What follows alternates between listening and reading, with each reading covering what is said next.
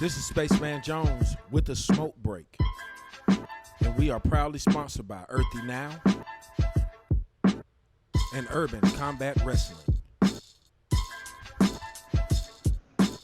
Welcome everybody, man. This is Spaceman Jones with a smoke break.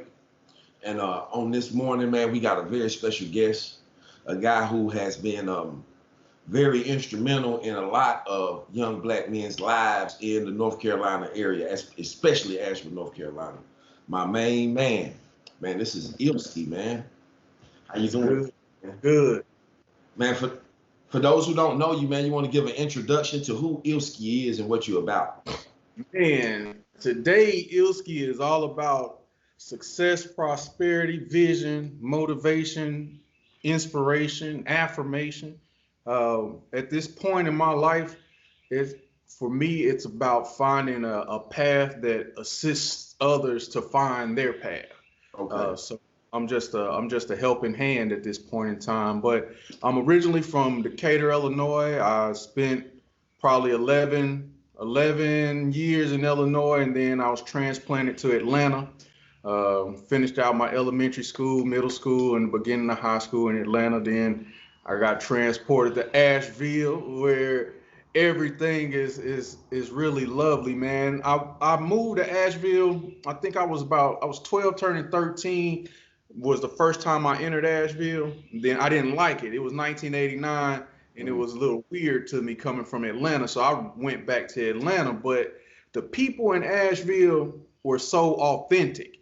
And when I made a friend, I made a friend. And so as I was going back from Las Vegas, Pennsylvania, always going back to Asheville, it was always like, this is real. So I made it my home back. I think I returned back to Asheville and stayed for good back in 98, and just laid all my roots. All my children are there. All my ex-wives are there. All my closest friends are there, and Asheville means a lot to me. But at this point in my life, I had to leave Asheville to explore other options. So right now I'm in South Carolina, just doing a talk show. I have my affirmation water company, and right before the pandemic, I was about this close to having my car dealership. But then the pandemic came, and it was like, is this a good investment to invest in something that's changing so drastically? And things kind of changed up. And the harder I pushed towards it, the more walls got through up. My financing companies changed up. They were like, you got to be in business a year now. And so everything kind of pointed me in the direction of where I am right now. Kind of like your own thing, not working for other people, kind of creating for yourself. Definitely. Well, that's what I was going to do anyway, but the talk show became instrumental because it gave me something to do while there was nothing to do. Yes. And then there you go, so yeah, man, this is what I'm up to. Yeah, man. So, man, we know that this time in America it's no different for us being black. Mm-hmm. It's always been like this. We've always had to live under extreme and crucial pressure from just the law, from inside of our own communities, and from the, let's say, the population at large. Mm-hmm. What are your thoughts about the changes that are happening now with because in 92 when there was riots, and then maybe a few years ago, you remember after Michael Brown, there was riots. These protests feel a lot different. Like the time is, to me, it feels a lot different. Like this might be the point where people really start listening to us. Yeah. Or it may be the point to where things have to get a little bit more extreme than where they are right now. I think it's the perfect storm. You got a pandemic, you got pent up frustrations, people who are not ever have never took the time to get to know themselves, or pinned up in a house with themselves and trying to figure out how the hell they're going to live with themselves. And then you have this going on. First of all, you're frustrated. You can't go outside like you want. You can't do the things you're used to doing. You can't party like you want to. You can't do a lot of things. And then like it's worries over money and finances. You know, it's a lot of big worries, man. And then you get this. Then you got this. So yeah, they may listen. It might get to the point to where they may listen, but it also seems to me like the perfect opportunity for things to just explode in a bigger sense and cause a lot more damage. But definitely, I believe, regardless of how we protest, there's still going to be a deaf ear. It's only going to be when the protests turn how they are right now and get a little worse, and things may change for the better. But with our current president, it seems like what'll happen is your protest will turn into an opportunity for you to become a combatant, an enemy combatant against our military.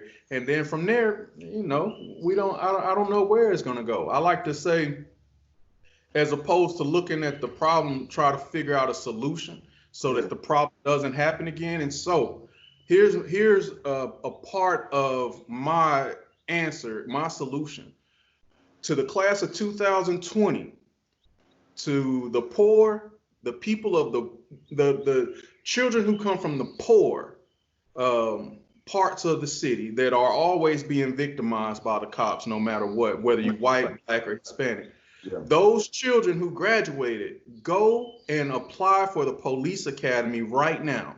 Because one thing, the main problem is that you got people who always have heard about the poor side of the city, but they never dealt with it. So they got this belief that this shit is bad. So when they get in there, they're tense, they're angry, that they actually have to be there. They have these ideas of who you are. But if you, as an individual from your community, if you go to the academy and you begin to join the force, you will be that face that in your community people can look to and say, "Oh, I know him." I know him. Now you can remember back when in Asheville, because you know we both have a lot of experience in this town, but I think that Asheville is indicative of a lot of places, especially in the South. Is that at one point in time you had police that were from the community, Quentin, all of those guys were from the community. They knew you. They went to school with your uncles, and they knew who you were. So it was less a chance of victimization. Now, when I see the police officers, the new police officers, I haven't been able to recognize a police officer's face who I knew from the community. I haven't seen that in many long years. You know what I'm saying? It's a different style. It's a different idea. You know, especially, but I mean, the way that our communities are policed, I mean, it's been disrespect in the ultimate maximum fashion since 1865. Yeah, of course. And then like we can speak about this in ways that are rational, in ways that are understandable, in ways that are articulate. But I am tired of having to be that way for somebody to recognize my rights as a human being. When I was a kid, my parents, they still brag about the story, and I don't understand it. You know, God bless my parents, but they always was impressed when the white folks would say, "Oh, he's so articulate." Mm-hmm. But they didn't know that they was attacking all of us at the same time. But there's one that can speak. Mm-hmm. You see what I'm saying? Yep. I'm against that because that's the foundation of what happens to us when you get stopped by a cop and he got an idea in his mind that you're already a criminal, already a thug. Mm-hmm. Or when you walk into a store, or when you go to buy a house or go to get a job and somebody see your black skin, and they automatically assume, well, the absolute worst that you can about a human being. You know, we still have that as a big prevalent. I think that's what this whole thing is over, because people don't want to change their ideas about us. Because if they change their ideas about us, they got to get some new ideas about themselves. But also, what are we doing to change our ideas about us? You check this out. When have you seen the police go into Chinatown and whoop an Asian? Never.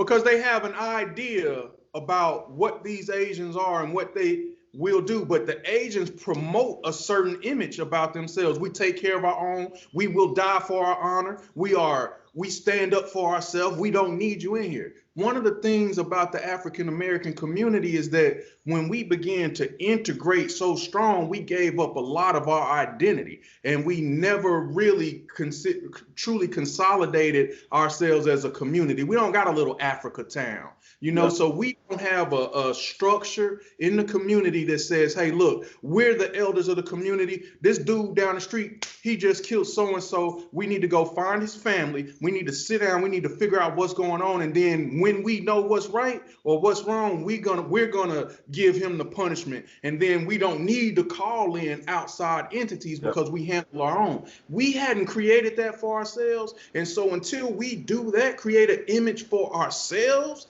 to be proud of, to be stand up about, then we always gonna have this situation. It's just a part of the complexity of being a descendant of a African American. Yeah. And I think that a lot of the problem is that coming out of, okay, let's you know, all kind of people who done came out of bad relationships. Me and them, when they come out of these bad relationships, they still operating under the ideas that was created inside of the bad relationship. So now they dealing with the new people like the old people. That's right. I think that the psyche of Black Americans that have descended from slavery, and I don't care what these people are trying to steal. Like, I'm gonna say this, and this might not be popular. Quit trying to steal my Africanism by trying to tell me that I'm a Native American or some shit like that. You're negating all of Africa, dog. That's where we came from. It's proven. You know what I'm saying? Come on, man. What I'm feeling is that over the years we have not been able to heal ourselves from the negative relationships that we have created, that was created around us. Even from Africa, when a rich dude, a king, conquered a village and he sold them people to the Portuguese people. I'm saying it's the whole idea. It is black and white, but the idea goes beyond black and white, of oppression, of people thinking that somebody else is lower or beneath them because of some special status that they done been granted by some hocus pocus in their own mind, delusion. You know, like you mentioned the relationship. You know, when you're in a long-term fucked up relationship, what you need to do is take time to yourself, to get to know yourself, to cleanse yourself of that negative energy, so that when you go back into a relationship, you're healed and you can actually bring something to the table. We never had that. And we didn't. We never did, because once we did try to have it, we wound up, every time we got to the point where, okay, we got our own, we're getting ourselves together, then the government or racist individuals will come knock down, will come back into our life and say, you know what, fuck that, you can't have nothing good, let's kill it. You know, that's how our relationship has been. And so at this point in time, one of the good things about what I'm seeing is that this is a multicultural movement when it comes to the riots or the protests. But at the same time, that's one of the bad things too, because when you look at it, you have to figure out how does the African American stand on his own and do the things that he needs to do, because everybody can't continue to lend us their players for us to play in the game. Sooner or later, we got to have. I think that what you're seeing is a lot like when you see a girl in a bad relationship, you like, damn, leave him. And she's like, I can't. Or she might start the process and she keep going back. It's the psychological, you get bonded through going through shit. The person who's delivering the trauma and the person receiving the trauma get bonded by that act. And what's that called? It's like, exactly. And we are bonded to people who, in order for them to keep their status in their own mind, in order to be able to look at themselves in the mirror, they have to have us as a footstool, as something stomping down on, because they really project all of their negative activities onto us. You see what I'm saying? As a whole, like, we have been made to carry all of the psychic trauma of our relationship with the United States of America, with our relationship with racist individuals. We have been made to carry the brunt of all of the negative connotations of this relationship. It ain't them who are thieves and who are violent and who are uneducated and ignorant. It's us. Right. Of course. I mean, why would you put it all on you when you can throw it on somebody else and keep moving? Yeah. Shit, that's the smart thing to do. if you're the victimizer, that's the smart thing to do. I don't hold them. I think that's a big, but not to cut you off, just let me get this out real quick. I think that's the reason why we can't separate ourselves and become this black nation, this black community. The reason that we can't is because we are still caught in a pattern of an abusive relationship. We don't have helpmate or which police department can we call? We can go and stay in the shelter for, until we can heal up from this shit that we done been through. Where can we go? We don't have that. And it's not just, it's millions of us. And it's millions of us around the world that are all strapped. And I'm talking about around the world, because in Belgium, they treat black people the same way they treat them in America. The same way. In Asia, in Australia, it's the same everywhere. And there's an underlying issue. And really anytime you see something that could be more powerful than you, and you're not ready to even acknowledge that as an equal, then hell yeah, you got to stomp shit out. Well, let's look at it from a whole. I want to look at it from another angle and say that, okay, in my life I have been a criminal. Anytime I got caught for something, I would definitely try to get it off of me in a way, like not snitching on people, but kind of like, I'm not gonna say I did it. I'm going to evade capture. I'm going to try to come up with all kind of ways where it's good for me to do what I was doing to justify it in my mind. That's right. And so what we are seeing, what we've been seeing over these past few hundred years is the behavior of criminals. This is criminal behavior. And all gangs, all gangsters, all criminal behavior is going to try to minimize their responsibility. Try to watch it, and they can't keep the jug going. They can't keep the con going if they are to show us that we're equal and show us that we good. They can't keep the con going. They got to play the game straight. And con man hustler want to do. They don't want to play the game straight. They want a crooked game so they can win the most. Of course. And there's nothing wrong with winning. There's nothing wrong with winning. We all want to win. Matter of fact, that's why we mad right now, because we ain't winning. We want to win. So one of the things that we've done as a people is we've tried to mimic the personality traits of those who have been. Man, say that again one more time. Definitely, we mimic their actions, and that's why our communities are fucked up. Because we've mimicked the worst actions because that's what we saw the most of. Exactly. And now we're getting that shit. Okay, so it's just like when I grew up under the corporal punishment, which means I got whoopings, physical punishment. And so as I grew up, now I'm seeing how that was another thing that was built into the psyche, where violence is the first choice. Anytime that you have a problem with somebody in the black community, as a black man, that is the only respectable way to handle it, is to sock them in the mouth, shoot them, or some kind of violent act to show that you are. And I think that we have been like infused with this. We've been, like, to use cooking terms, we done been infused, reduced. You know what I'm saying? We done been brought to it's concentrated in us. The DNA is affected by trauma. Yes. Right? And your DNA holds the memory of all of your traumatic events, and it expresses through you the memories of that. And I think since we went through so much trauma, violent trauma, we are definitely going to exhibit the violent trauma. Now, the issue is that how do we purge our DNA of this shit? Because it ain't just about our minds. It's about our fucking DNA. How do we purge our bodies? Our bodies have responded to the trauma to create. Why you think, our bodies have responded to the trauma. You know what I'm saying? Our physical bodies have responded to the trauma. You know what I'm saying? I think that we are much more aggressive and because the way that we done condition ourselves, we got to be strong to stand up under everything. You see what I'm saying?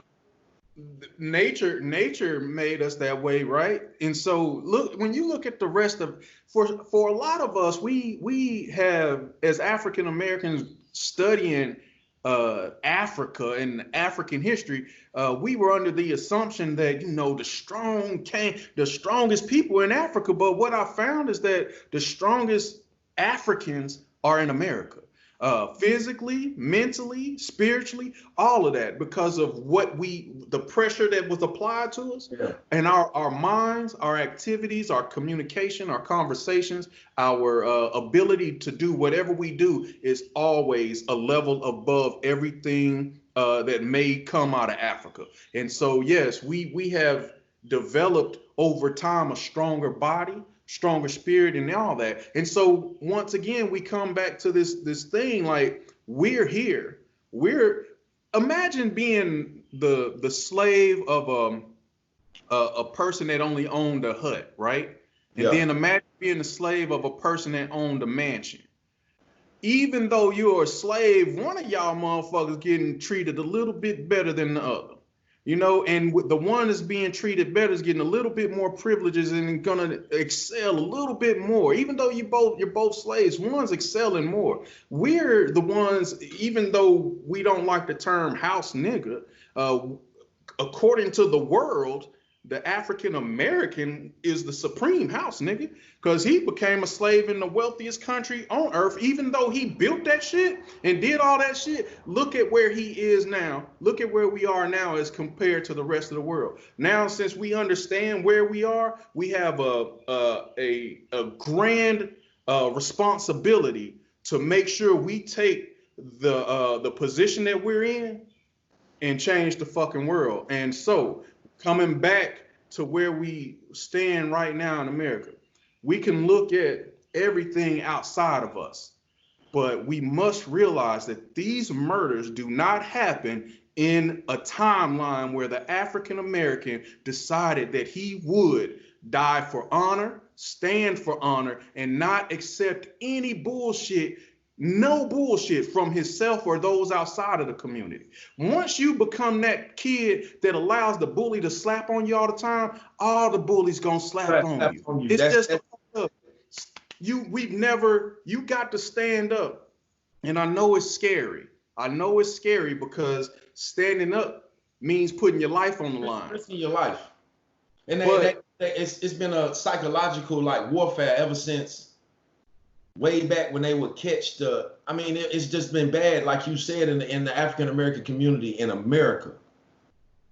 Every time we get a little piece of something, they come in and kick our sandcastle down, burn our shit up, and then they kill the leader. And that's what make people scared to achieve to that level. It's like, well, if I achieve to that level, if I show how brilliant I am, if I show how strong I am, if I show how upright I am, then that's leaving me as a vehicle for violence. They're gonna kill me, and they're gonna kill me in the worst way.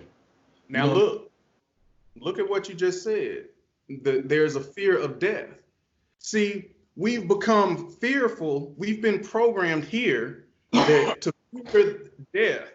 Once you fear death, you will stand on the sideline and watch somebody else die because you don't want to die, and you don't want to die because you're scared of what comes after death. If you remove that fear of death, then you change the whole paradigm of the African American in America. But you got to understand that I think that the main thing is that there's a big combination of reasons why we don't have that not being afraid to die type of deal. I think it's been so many broken homes, so many that have been like absolutely crushed by important, strong people dying, because in this society, we are, it's an exceptionalist society. So you have one person that'll rise above everybody else, but there's not a holistic type of movement to make everybody on that same level through education, through food, through the way that we treat people. You see what I'm saying? We have, a lot of times, man, we have these exceptional people and we expect them to save us. because they are exhibiting all of the traits of a savior. And we have been, especially in America, we have been pushed to believe that there is a savior coming from somewhere else to save us from the evil people that's around, and it's a fallacy. You cannot continue to wait on somebody eventually to save you. Look at the stories. We've been looking for that person to come, and they've been killing them the whole time. Every time. Crediting them every time.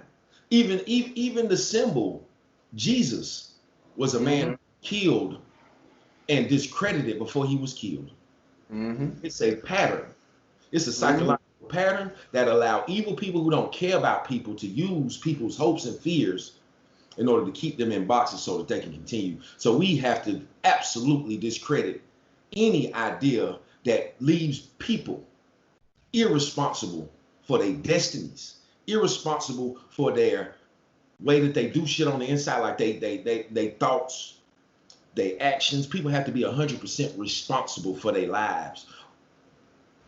Then we can start to move forward, because then you got accountability on every level. It ain't just like, well, I was scared and you know them niggers. And then it's like, well, sweep it under the rug. Da-da-da-da-da-da.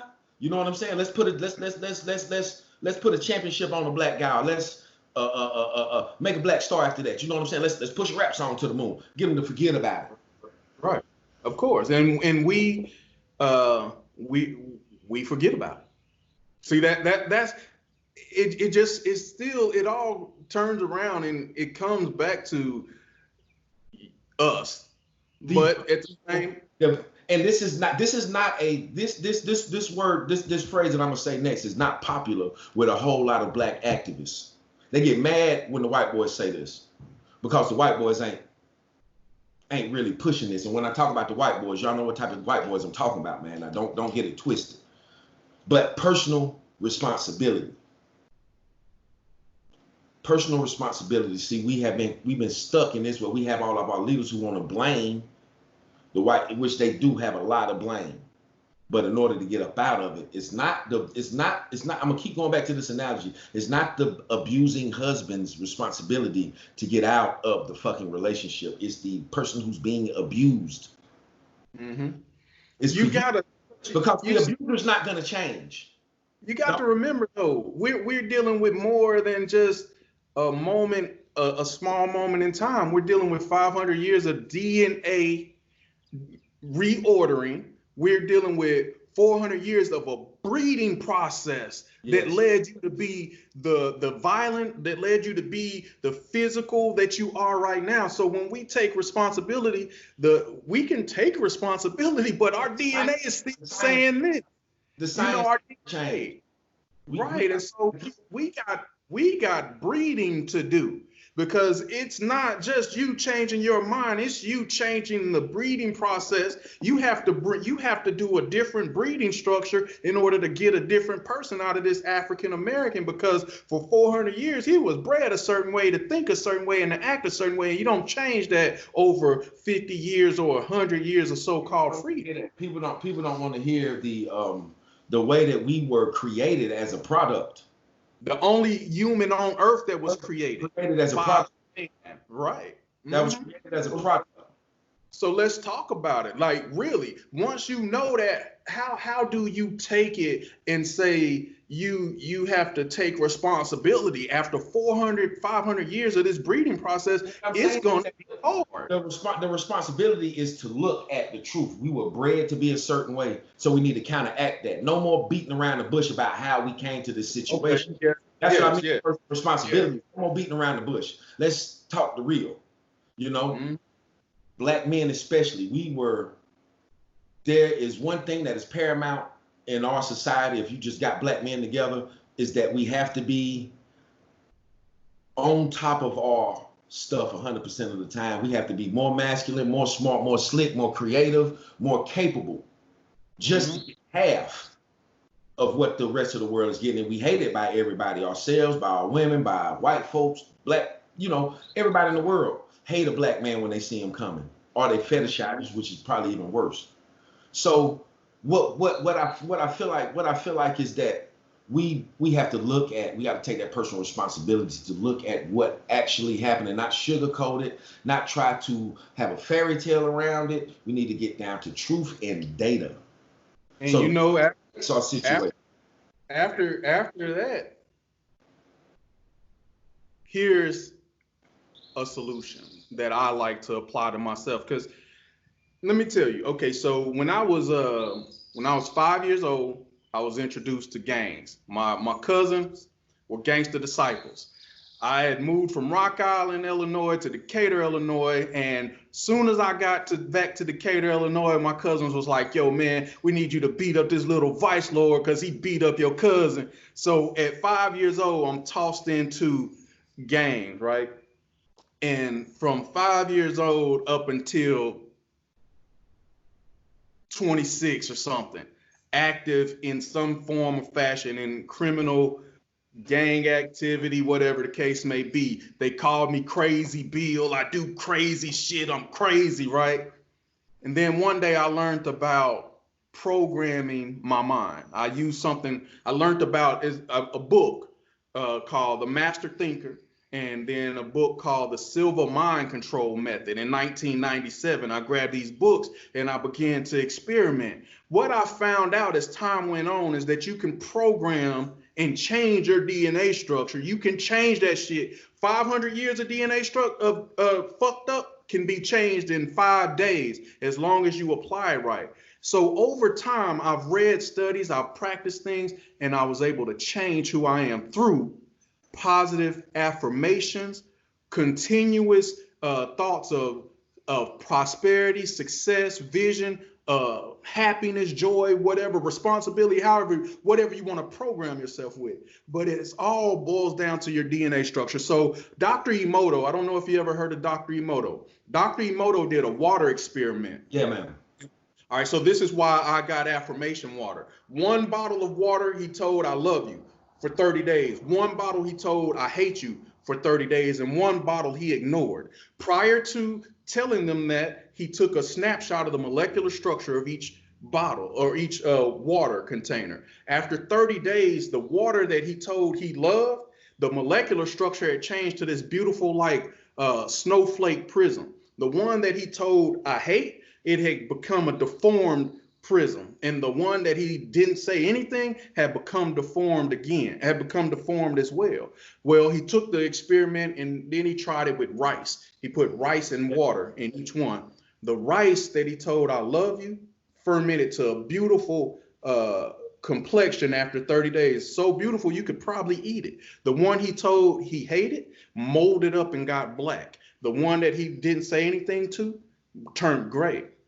What I then decided to do was to practice on myself. Since I am 75+% water, why can't I change my molecular structure? Now, a lot of people don't like to get into metaphysics because we're so involved in this real world, but this real world is made up of metaphysical things, period. Yeah. And if you want to get ahead, please, this is how I did it. I programmed myself. I told myself I am not crazy. I am successful. I am strong. I am superior. I am intelligent. All these things that I was told I was not, I became as I programmed myself and my molecular structure changed, which changed my DNA structure. Yeah, it seems a little weird to some, but I promise if we got our communities to practice this in the mornings, just in the morning before you leave the house, do positive affirmation to yourself, it'll change your day. And when you change your day, you change the day of those around you and you change the lives. So simple things like that can change the community. I preach it because I believe it.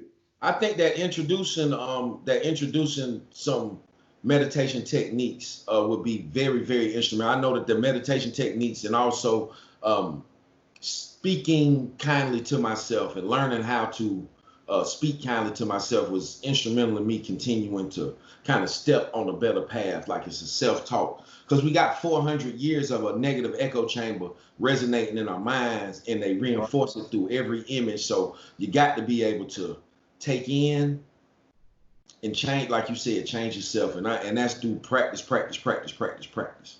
Consistently. I have a conversation with myself every day, and that's the thing. See, there's simple things, and when it's so simple, people look over it because it's that simple. But there's simple things you can do for yourself every day that will change your reality. For instance, when I caught all my dope charges and I had to go and get a job, I didn't have the same problem that everybody else had as a felon. Talking about, man, they ain't hiring felons. I never got turned down. You know why?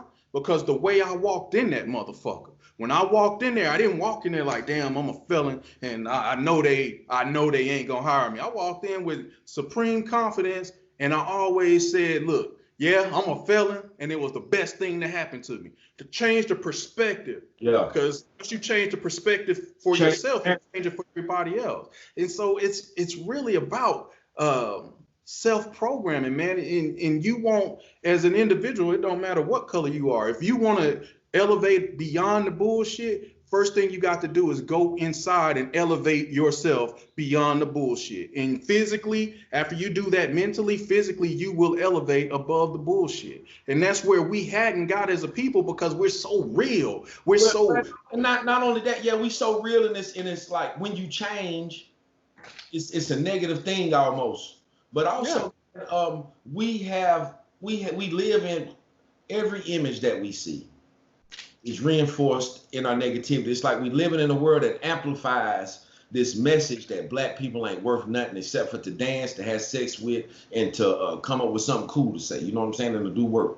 We have been transmitted that image over and over and over again. They strap it to every screen.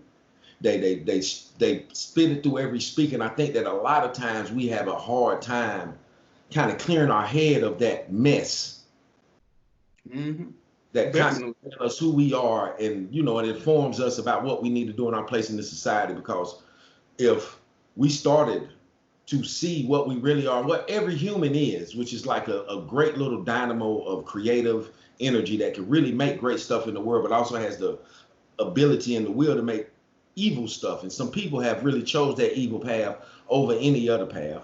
And I think that in order for us to do that, we have to start changing what we listen to, changing what we accept in as images into our minds and bodies and symbols. We got to really start looking at all of the symbols that we allow into our eyesight. We got to look at stuff, and we got to start creating positivity in a way that a lot of people, man, they say positivity. And I think that they are a little bit Pollyanna-ish about it. You know what I'm saying? Yeah, we're going to be positive, but we can't be so positive that we letting people who choose to do negative shit get away with it. Like, we can't be so positive that we doing peaceful protests, and you got the cops really breaking windows and starting fires, and we not stopping it. Mm-hmm. But you're right. There has to be a balance. The one thing we always say positive, but we remember we can't have positive without negative. So make sure you're well balanced, so that you can actually do what you need to do. Please, right? Exactly. Now, we don't want to get so caught up in utopia that we forget what hell is like, because the moment you forget what hell is like, it's snatches away. Right. So you want to make sure you carry you want to carry the beautiful thing about the negative part is it can build you and strengthen you, so that when you walk in positivity, you can enjoy it and really appreciate it. But at the same time, you can remember and hold on to what you need to hold on to continue to keep your positive state. Because if you never learn strength, the moment you become positive and something comes to you, you're not strong enough to hold on to your positivity, you lose it. You need to be strengthened by the bullshit. And we are strengthened by the bullshit. We have to get to the point to where a lot of this shit don't affect us, because we need to turn our back, like you say, to a lot of things that we currently allow in front of us. Yes. Period. Especially symbols. I definitely agree with that. The symbols, it's it's built into. You got to become very aware of the language, of the words, of the mindsets. Because when you hear black, You know, without color, void of color. yeah, void of color. When you hear black man, it's a certain idea that comes to your head. Right. Void of fucking life. He's an animal. He's something that can run as fast as an antelope and fuck like a porn star, but can't think like a first grader. You know what I'm saying? When you think when they mention the word black man, and remember this. Our minds are based off symbols. This, maybe your audience doesn't know. Your A is a symbol before it was a sound. Yes. You could, so everything is based off symbols, but your words are spells. That's why it's called, let me spell this out. And what is spell? It's a magic connotation. And what is magic? Magic allows you to bring things into existence that don't exist right now. So when we speak and when we speak certain words, we're casting spells. When we look at certain images, they're casting spells on us. So you have, like you said, you have to be very careful of what you allow into your soul. Your eyes are the windows of your soul. You got to be careful what you let into your soul, because it will corrupt. So for instance, if I watch big booty hoes all day bouncing and popping like I used to do, that's sooner or later, that's all you focus on. That's what you want. If I watch shooting and if I watch Belly 100 times, if I watch Scarface in that way, you're gonna start moving in that way. And then we gonna go back to what we said, we have really in our black community, we have really imitated the most predatory parts of the capitalist society. Gangs move like Fortune 500 companies that don't have to live by the law. You see what I'm saying? It's the same structure. It's the same business model. It's the same everything, except for the gangs don't have they don't have to be respectable as the companies do. But the companies doing all kind of, they doing weird and violent and illegal shit too. So I think getting all the benefits. But I think that it's the same kind of like whatever affects you or has the biggest impact on you, whether it be negative or positive, you are going to emulate that because it made the biggest impression on you. If you see that violence works ever since you was a kid, if you see that violence and just taking what you want, if you see the United States, especially kids like growing up in this time, they have never seen the United States as being something populist or positive. It's always been taking and killing and lying and stealing and, then what are you going to think that's good if that's what's being held up and the most successful around you? Right. It's always been that way. I'm glad you just said that. It's never been any different. Never. It's never been any different. I think, but we, in order to keep power, it seems like that's the way you have to be. Because if you look at us as a country, not excluding anybody, we're going to say the whole country. The reason why we run the world is because we do the most gangster shit everywhere we go in order to say, look, you ain't getting my position. Yeah. And practice that shit at home. We don't just go outside and whoop the neighbor. We come in the house and whoop the kids too. We beating everybody, knocking everybody the fuck out.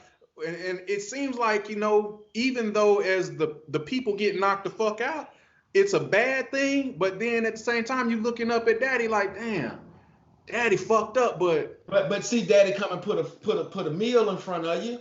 Right. He puts clothes on your back. So you like, damn, daddy fucked me up, but he also gave me what I needed. It's a real serious, situation. And you beat up on little brother like daddy beat up on you, and here we are. The way that the police beat up on us and kill us is the same way we come in because we're letting off our frustrations because we can't do it or have refused. And then it's like on these bitch ass niggas. I'm about to. You see what I'm saying? But it's the frustration of being treated like that when you go out into the world. You see what I'm saying? And you get stopped by a cop who is not your equal in the realm of violence. You're whooping. If it was straight up, you know what I'm saying? But you got to bow down and defer or to the boss. You know what I'm saying? Damn, you on parole, you got a job, but this dude is just riding your back because he listens to Fox News. And he think it's funny to mess with you. People get mad when people say things like, it's not just only black people. But just sitting here realizing, because I didn't know white people for a long time. Like, I knew of white people, and yeah, I went to school with white people, but they were a mystery to me until I started my transportation company and started interacting and realized that these motherfuckers just like us on every fucking level. They're regular people. They're not what you see on TV. What you see on TV are the elite few that are exhibiting this personality that we think everybody else has. Let's talk about that. That's a good one to get on. Let me say this: the problems that we're having, we're not the only people in this country feeling this way. You got it's because it doesn't, even though it seems like it's totally about color, it's more about class than color. It's definitely about class, and that's something that I wanted to. That I was glad you said that, because most of the time the racism is a convenient. It's a convenient box to carry the true purpose, which is, I don't care. It's my side against your side. We using race. We using religion. We using sexual orientation. We using this thing, but our real purpose is because we don't really care about none of that shit. Really, we're using it in order to gain power. There's a movie that Muhammad Ali is in, and it goes perfect. I didn't know he was an actor until the other night. You can go on Amazon and look up a Muhammad Ali movie where he's an ex-slave. He's basically an ex-slave standing up for his property, but at the same time, he has white people with him because they're all in the same class. They're all in jeopardy of losing their shit. And so it's perfect with the protests going on. It's perfect to see all of the different people, but it's also an example of what's really the problem. And the problem ain't the white police officer, because if you go to Atlanta, when I was in Atlanta as a kid, the yellow jackets and the red dogs get caught by one of them motherfuckers at the end, in the middle of the night, or doing something you wasn't supposed to do. Them black cops would beat your ass to death if they could. Big, tall ex-football players beating on little kids. It ain't really truly about the race of the officer. Sometimes about that power. It's the power. It's the power structure and the power dynamic.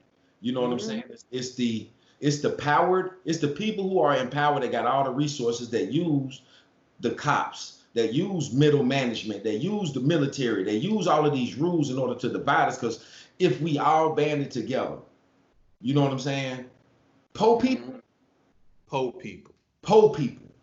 They invented racism to keep us split off from the poor white folks, because when the black slaves and the white slaves, they had to create the racism because the Irish slaves that were a part of certain plantations were acting as the master and freeing the black slaves and themselves and leaving. So they had to create a situation where the white and the black no longer want to affiliate with each other. And you did that by creating you're white, so you're better. And here we are today.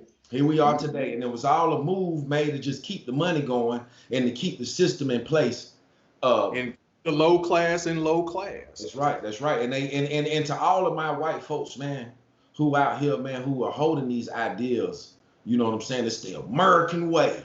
If you feeling that way, just know you are a tool of the gut. You are a tool of the people who are sticking their foots in our butts every day. You are a tool of that. They know I'm not your enemy. I'm not your enemy. I am your brother. Like the same blood run for 20s. You know how you can tell that animals is in the same species? How they are compatible, that they can mate and have babies. That means they are viable together.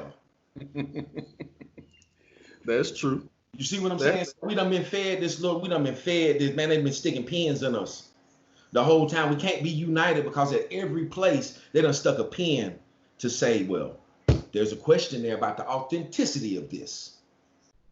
You know what I'm saying? And in jail, look at the custodian in jail. You know, you get some custodians in jail, boy, they got all them privileges, boy, they feel like they better than you, because you ain't got no commissary, you ain't getting no visits, and them motherfuckers feel a little bit better than you, but they still in jail. You feel me? Still in jail. It's the same way right now. And I think I know a lot, man. I've encountered so many different people of different classes since I've been in down here in South Carolina and traveling the world, period. But I found that everybody really truly believes the same thing. Everybody believes the government has too much power. Everybody believes the government's overstepping their boundaries. Everybody believes the government need to go the fuck on. Everybody know this. Is telling lies, you know. Right. I believe this, but it's something. Right. It's something back to us from being- racism, back to the plantation. They still, it feels good to be the one in the jail cell with a privilege. You don't want to lose that ability to have them privileges. And so, hell yeah, you feel in some kind of way when the motherfucker that you were standing on top of is an inmate with privilege now coming up and trying to get the same privileges you got, which may jeopardize you from being able to do what you do. To take care of your family, and it goes so vicious. It's like, we're going to give you these extra little bit of privileges for licking my boots so that you can take care of your family like you should be able to do anyway. You should be like, every man should be afforded the possibility to take care of their families. You see what I'm saying? But see, that's hard to do in a sense where all the power is centralized. And they don't want to do no work. They want us to do the work so they can sit back and whatever, whether it be, and you see this in every society where you got power concentrated at the top, it always get abused. Whether it's the power ain't concentrated at the top. Excuse me. The power ain't concentrated at the top. Look, there's power in numbers. And if you look at that pyramid that we have, you're going to see that at the top, there's a few, but the majority are right here. And the majority are at the low. The problem is the majority has not taken a look at what they actually have and come together. The power ain't power at all. The power is just a bunch of talk and confusion. Yeah, man, it's manipulation. Yes, manipulation, but how do you manipulate those that can't be manipulated? You don't. See, we've opened ourselves up for it. And until we come together as a class of people, I can't say race right now. We as African Americans obviously need to come together, but we can't change the entire structure. We have to come together as the class, all of the poor people. And I'm going to say this strongly, all of the poor people.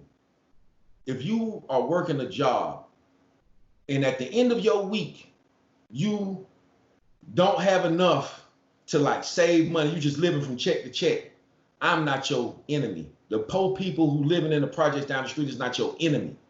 The things that people do when they are in poverty won't look right to people who got a little bit of something, just a little bit more than them.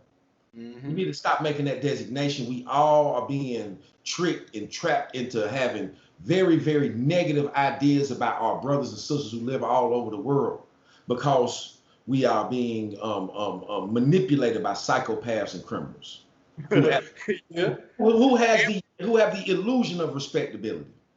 But the only reason that we're able to be manipulated is because we want what they have. Yeah. If we didn't want what they had, then one of the 48 laws is to shun that shit that you can't have. Shun that shit like the plague. If you know that your finances only can pay for you to have a Corolla, stop looking at the fucking Lexus. Because what you need to do is motherfucking get your shit right and think to yourself, is what that they have, if it makes them act like that, is that what I should have for myself? And the answer is no. See, life can be so simple, but we make it complex because we're chasing other people's dreams. Well, and then I could say that having power over your brothers and your sisters, having power over people, kind of has a detrimental effect on the inside thinking of the person who in that position of power. You begin to be addicted to it like drugs, and you'll do anything to kind of maintain it for you and the people who you deem to be in your group. Because as we see, as a lot of powerful people near the end of their life, who on the wheel, they done cut everybody off. They done cut the kids out, the ex-wife out, you know? And then you see what I'm saying? Like, so is that really where we want to go? Do we all want to be Daddy Warbucks? Do we all want to be Trumps? Or do we people who are rich in being a human? Because that's like, if you look at, like, I like to look at Buddhism a lot, and they say that being born as a human is the most virtuous, most luckiest birth in all of the universe, because you can affect change. You can actually go from one way of being, transforming to another way, a better way of being. You grow up and you ignorant, and then you learn as you grow. And if you can really tap into reality, then you not like when you a baby, you just a little ignorant, but you can't even do nothing. But when you become a true adult, then you can do all things. Like not only can you like create a beautiful world like outside with your work, but you can create a beautiful world on the inside with how you feel about yourself and how you feel about your partners. You know what I'm saying? How you feel about your family and the people that you love. And I think that we have been created in a way where it's dog eat dog, and that is and that's like the best that's the best way for the current system to operate, is if we're all selfish, is if we're all greedy and we're all selfish and we're all unhappy with what we have. We're dissatisfied, we're selfish, we're unhappy. I think it's perfect as well, because if we learn to participate with ourselves. I like the word selfish. I believe selfish is a good thing. You need to be involved in yourself. Now, you need to be so selfish that you understand you so much that you now understand the outside world, and your selfishness that you've examined so much of yourself with, you now know that I don't need to hurt this person because that person is a reflection of me, and being a reflection of me. So let's get to the point to where we take all that pains us and allow it to drive us. Allow the pain and the bullshit to fertilize. That is when you speak about that, converting the bullshit, the pain into something positive. It's a powerful thing, but it's also a difficult thing for people caught in the cycle of chasing things that are basically the cycle of like attachment. Well, everybody ain't gonna make it. Everybody can't make it. But once you're able to introduce the idea that I myself, and I don't have to take a course for this, I don't have to pay some guru, I don't have to go to a church and sit in a pew, and that once you understand and once you start tapping into that like that, I feel like everybody is a piece or a spark of God. Like that's what it took for us to have life and to be able to create and think and say, damn, I'm Bill. Because only gods can be self-aware. You know what I'm saying? Look at rocks and trees and books and all that. It's not self-aware. Not that we know of. So it's not really like affecting change.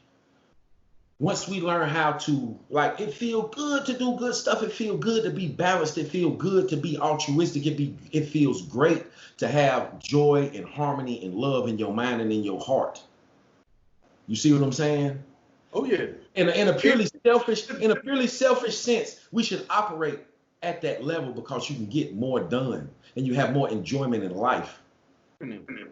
That's why we're sitting right here right now. I think one of the best feelings, you want to get some joy in your life, you want to get some happiness in your life, go be fucking successful. Go turn an image into reality and get the feeling of how God feels. Let that become addictive to you and then continue to go forward. Now, where you apply that energy is very important. If you apply that energy into negative things, yeah, you can be successful in negative shit too. But is it going to benefit you in the long run? We got to remember that when you plant a seed, the seed that don't just come back as a seed, it come back multiplied. So the seed you plant in negative shit is going to come back to you. How about you plant that into some positive shit, become successful, allow that success to multiply in your life and those around you, and shut the fuck up and move and watch what happens. Everybody around you becomes successful. You connect with successful, happy, prosperous people. And now you got a group of people that's multiplying, and all the negative that was out there is being ate up by the positivity. And the only way to achieve that is to become selfish enough to go inside, examine you, fix the rights, fix the wrongs, magnify the rights,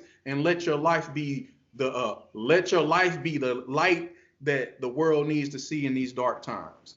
All right, man, we are coming to the end of our time, man, on the smoke break. I thank you, my brother, man. We've been knowing each other for years, and it's good. We used to politic about negativity.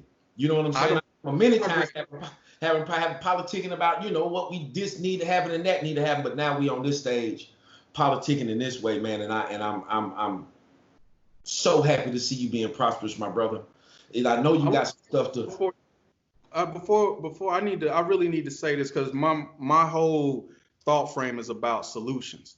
And so I just want to reiterate, in order to stop the police violence, we could go and we can beg at the feet of these evil individuals. Or if you watch The Matrix, you remember when Neo jumped into the agent and exploded and now destroyed the agent from the inside out.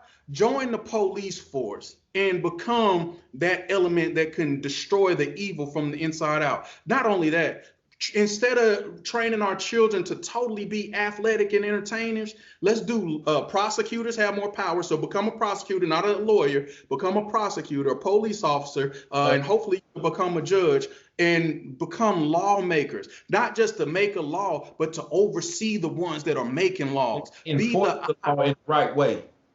Right. That's the solution. Create a language for the African-American community that can be spoken amongst each other. Swahili is perfect. And create a council of elders in every community that you can go to when things are bad. Child abuse, child support, domestic violence, drugs in the community, and not just drugs in the community, violent, fucked up situations going on while the drugs are being sold. Because selling drugs that's your prerogative, but you don't have to put the violence in it. So we need a council of elders. We need to create a council of security so that when things go wrong, we got a bunch of brothers that can go handle that. And then we need to create a council of men and women who can train the children up on how to become men and women. If we can do those things, our community changes instantly within 20 years. And I think that I really appreciate you coming on, Illski, man. I can't say enough about how much this conversation, has been a joy right now. You know what I'm saying? I'm very, very appreciative of everything that you have been doing in the community and everything that you continue to move forward. And if you got anything that you're trying to pitch right now, websites, things. All right, the Illski Show on YouTube premieres August 11, 2020. It's all about success, prosperity, and vision. We're putting together opportunities for people to learn from other individuals such as yourself. I have my affirmation water. You can go to affirmationwater.shop and purchase affirmation water, or you can just hit me on Facebook, Affirmation Water, Facebook, the Illski Show, or Illski, the Illski Coleon, whatever, just Illski everything. You can go get my music. I make beats. I call it hip hop jazz. You can go get that. Just Google Illski. You can buy my books. Just Google Demetrius Jones, Illski, whatever. But my main thing is subscribe to the Illski Show, because that's where we're housing everything. We're trying to build a platform for people to be able to speak. Once we get a certain amount of numbers, I could take your business and explode it to 100,000 people. And that's where we are. That's what it's all about, man. Creating these communities, creating these networks that are going to be holistic for us. And we are going to be able to make positive change. Illski, man, I appreciate you coming on and having a smoke break with me. This is Spaceman Jones with a smoke break, and we'll check y'all out next week, man. This has been a smoke break with Spaceman Jones, sponsored by Earthy Now and Urban Combat Wrestling. See y'all next week.